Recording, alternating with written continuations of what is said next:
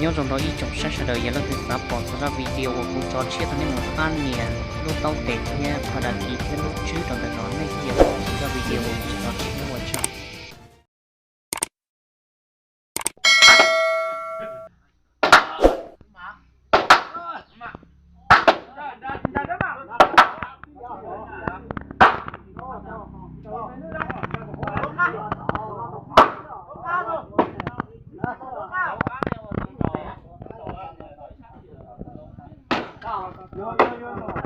đi đó.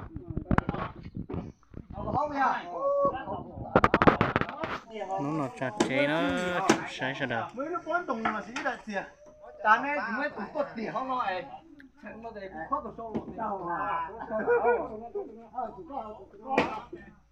Ngon đấy à? Má khải đó. Con bỏ nó thải. Má. Chính khó đủ. Cua được tiền nè. Còn dụng mà. Dụng bây giờ. Dụng ha. Đủ nè.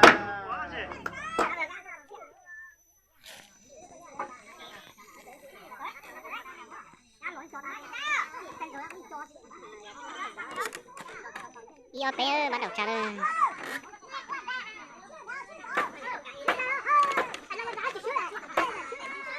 Channel còn đầu tiếp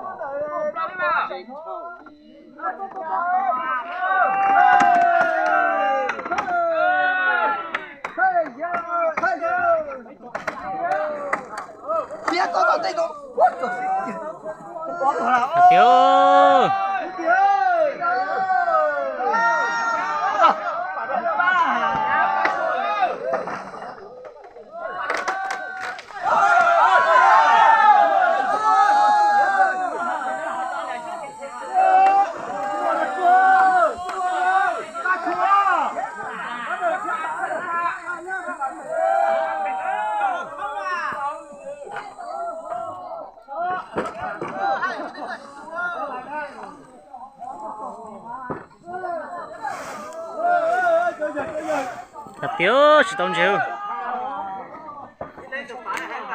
Phải hả? Bảo tôi một chỗ nó to ơi.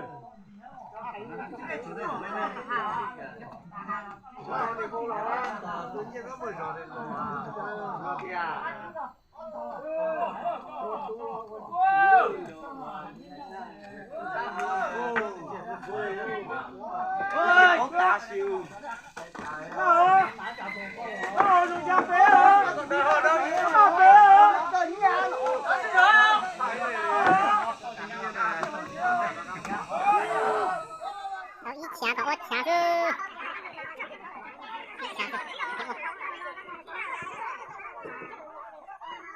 Là chúng tao là chín gì nè.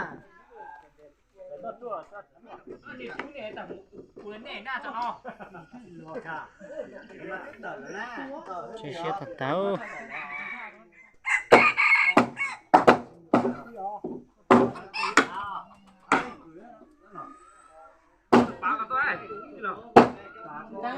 chia thật táo lâu chỉ chia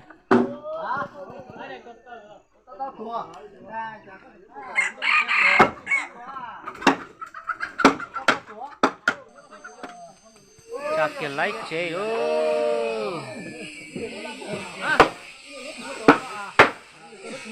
Anh hả? kia lâu chả